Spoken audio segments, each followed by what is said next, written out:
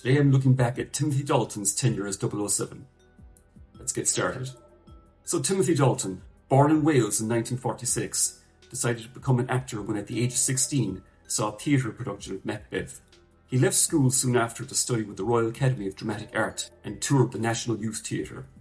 After several television roles with the BBC, Dalton made his film debut in 1968 as King Philip of France in The Lion in Winter. Dalton followed this up with more period dramas such as Wuthering Heights and Cromwell. It was around this time that Dalton was considered by Bond producers Albert Broccoli and Harry Saltzman for the role of James Bond. First for On Her Majesty's Secret Service in 1969, and then for Live and Let Die in 1973. Incredibly, Dalton turned these offers down as he felt he was too young for the role, which I have to say really shows the dedication that Dalton had for his craft. It's hard to imagine any young up-and-coming actor turning down such a star-making role as James Bond, but that's what Dalton did. After Roger Moore retired from the Bond role in 1985, Pierce Brosnan was cast as 007. However, when Brosnan was contractually obligated to film a new season of the TV series Remington Steele, forcing him to drop out of the James Bond role, Timothy Dalton was approached once again, and he finally signed on to become Bond, James Bond. Dalton, like George Lazenby before him, is often considered one of the forgotten James Bonds. This is mostly down to the fact that he only made 2 Bond films, The Living Daylights and License to Kill. Both films were very well received by both fans and critics, and it's a real shame he didn't get to do more. While Daniel Craig is often credited for bringing the gritty realism and toughness back to Bond, Dalton is really the one who did it first. It was a welcome change from the light-hearted Roger Moore era, which was fun for its time, but had outstayed its welcome by the mid-80s. But the question remains, just how good was Timothy Dalton's tenure as James Bond? Let's take a close look at his 2 films and see how they hold up. So The Living Daylights, released in June 1987, was directed by John Glenn and was the first James Bond film in over 15 years not to star Roger Moore. It was also the last film to use the title of an Ian Fleming story until the release of Casino Royale almost 2 decades later. The plot involves Bond helping with the defection of a KGB general to the West. When the general is seemingly abducted by the Russians soon after, Bond is ordered to kill the new head of the KGB, General Pushkin, who is believed to have restarted an old agency policy known as smeared spionum, meaning death to spies. Bond is convinced all isn't as it seems, however, and sets out to find out who is really behind the abduction of the defector and the assassination of British agents. While The Living Daylights represented a change in tone and a grittier feel for the Bond series at this point, the film was written with Pierce Brosnan in mind. With Dalton signing on for the film at the 11th hour, some minor rewrites were made to better suit his portrayal. Right from the start in the pre-title sequence, we see that Dalton's Bond is one that gets right into the thick of the action. Unlike his predecessor Roger Moore, Dalton was a natural in fight and stunt scenes. We also see him use a headbutt, a first for a James Bond actor, during the fight with an enemy agent. This would become a Dalton trademark, as is used again in the following film, License to Kill. Dalton's Bond is much more convincing as an assassin than Moore ever was, especially in the scene where he threatens General Pushkin. On first watching the film, I was convinced Bond was going to kill him, and he's extremely intimidating in this scene. I take it that this is not a social call, 007. Correct. You should have brought lilies. Overall, while Dalton's performance is solid, he does overact ever so slightly in some scenes. Take him about 10 seconds to reach us. Plenty of time for a sniper to make strawberry jam of him. One other noticeable difference from the Moore era is the lack of multiple Bond girls for 007. In this movie, Bond gets only one in the form of Marion Delbo's Cara Malovi, a Russian cellist who Bond initially uses as a means of tracking down her boyfriend General Koskov, but later seems to fall for her. It's the closest we see to Bond having a full-fledged romantic relationship with a woman since 1969's On Her Majesty's Secret Service. While Dalton's Bond was more hard-edged than Moore's, there was still lingering traits of the previous Bond era's campy humour in here. As much as I like Dalton's Bond, his delivery of the one-liners and humour were not his greatest strength.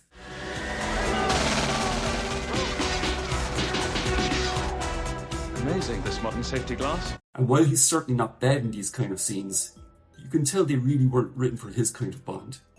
It's good to see, though, that the filmmakers showed some restraint with comedy, as there was a scene filmed where Bond escapes the police in Tangier using a magic carpet.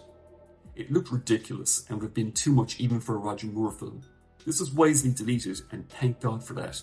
This movie marked a welcome return to Bond driving an Aston Martin car for the first time since On Her Majesty's Secret Service in 1969. The Roger Moore era of Bond had the Lotus Esprit as his signature car. I've always preferred the Aston Martin myself, and this particular model made a cameo in the most recent Bond film, No Time to Die. The Aston Martin is put to great use during one of the best action sequences of the film, as Bond and Kara escape Russian forces in Bratislava. It's really sad to see it get wrecked though, which seems to be a tradition whenever Bond gets a new gadget-laden car. No wonder Q is always giving out to him. While this is a very solid Bond film, one of the weaker aspects is the villain, or should I say villains of the story. This movie was unique in that Bond is up against a group of villains in this movie, and none of them are particularly memorable. Koskov, played by Jerome Crabb, isn't particularly threatening, and comes across more of a nuisance for Bond more than anything else. Also, he's not very convincing as a Russian, as the actor keeps his Dutch accent. The food here is horrible. The foie gras is excellent. Da. As Russians say, hearts and stomachs good comrades make. Brad Whitaker, an arms dealer played by Jodan Baker, never even leaves his compound during the film, and comes across like an immature child, especially when he's playing with his war toys in the climax of the film. The one standout is the henchman, Nekros, played by Andrzej Wisniewski. He's a very intimidating assassin, and is very reminiscent of Grant, played by Robert Shaw in From Russia with Love. His standout scene is when he abducts Koskov from the British, and his fight scene with Bond on the back of an airborne Hercules plane during the climax is one of the best of the series. This movie marked the end of composer Don Barry's work on the series. It's appropriate that his musical score for the film is one of his best, and he even gets a cameo as the conductor during the film's epilogue in Vienna. Overall, The Living Daylights was a very solid start to Timothy Dalton's Bond tenure.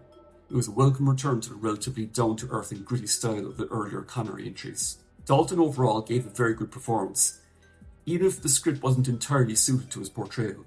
This was something the producers would look to rectify in his next, and unfortunately final, Bond film released 2 years later.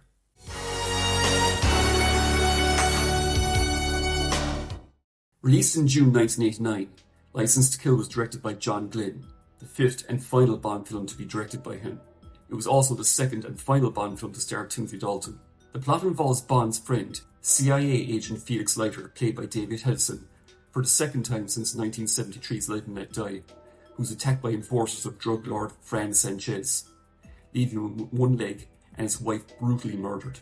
Bond disobeys orders to leave the matter to the Americans, goes rogue, and pursues Sanchez to get revenge. At the time of its release, Licence to Kill was by far the darkest and most violent Bond film of the series. While The Living Daylights was a step into more mature territory for the series, after the light-hearted Roger Moore era, Licence to Kill was a giant leap. The film's tone was more in line with many of the action movies being released at the time, like Lethal Weapon and Die Hard, which, incidentally, it shares some of its cast with Robert Davi and Grandel Bush. This movie has very strong themes of revenge, friendship and loyalty. Bond risks everything to avenge his friends, but although it's never explicitly stated in the movie, there's something deeper going on here psychologically. In the 1969 Bond film On Her Majesty's Secret Service, Bond gets married to Tracy Vincenzo, but mere minutes after the wedding, she is gunned down, leaving Bond a broken man. The Bond series only mentions this event in future movies on a couple of occasions, but when you look at Licence to Kill through this context, Bond is not just getting revenge for what happened to his friends, but this event opens an old wound, psychologically speaking, for what happened to him on his wedding day all those years ago. You know the tradition? The next one who catches this is the next one who... No. Thanks, Stella. It's time I left. It's an interesting bit of continuity for long-time fans of the series. The villains in this film are a huge step up from what we got in The Living Daylights. Fran Sanchez is one of the best and most interesting Bond villains of the series. What makes him unique is that although he's a cold-blooded killer when he has to be, he considers himself a businessman who values loyalty over money. Something you better understand, amigo. Loyalty is more important to me than money. He's actually quite charming, and if you had to work for a Bond villain, Sanchez would be the one. Despite what he did for a living, I got the impression that as long as you worked hard and were loyal to him, he was actually a very good employer. Just don't ever try to steal his girlfriend, though. What did he promise you? His heart? Give her his heart. The Bond girls are another big improvement on The Living Daylights. Carey Lowell is great as a tough CIA agent. She's a great match for Bond, and quite funny in a lot of the scenes, which is just as well as Bond isn't exactly in a witty mood during this film, for obvious reasons. Talisa Soto is gorgeous as Sanchez's kept woman, Lupe Lamora. She's been criticised for some of her acting in this, but I think she's actually a little underrated in that department. Her best scene is probably when she's helping Bond escape from Sanchez's palace, and she looks absolutely stunning in the casino scenes. The action in this movie is even better than in The Living Daylights. There's an underwater battle in Ski Chase, Bond vs ninjas, and a terrific tanker truck chase involving a fantastic moment where a flaming car drives off a cliff, narrowly avoiding a plane, and Bond doing wheelie stunts with one of the trucks. Bond spends most of the film taking down Sanchez's operation from the inside, not unlike the Japanese classic Yojimbo, Fistful of Dollars, the second in the Man with No Name trilogy. It's here where the film's violence is at its most brutal, with Sanchez killing one of his men in a deep compression chamber, which is a strong contender for the most violent and gory of the series. It was the first Bond film to get a 15 rating in the UK because of this, and some of the film's more gory scenes were censored for many years on home video. While this is the better of the two Dalton Bond films in my opinion, there are a few minor flaws. At the end of the film, there seems to be no consequences for Bond going rogue, and Felix Leiter seems to be in a very cheery mood considering that he lost his leg and his wife on his wedding night. He even makes an eye at the nurse at his bedside while he's on the phone with Bond. Also, Bond seems to find himself in the middle of a love triangle in this film between Pam and Lupe.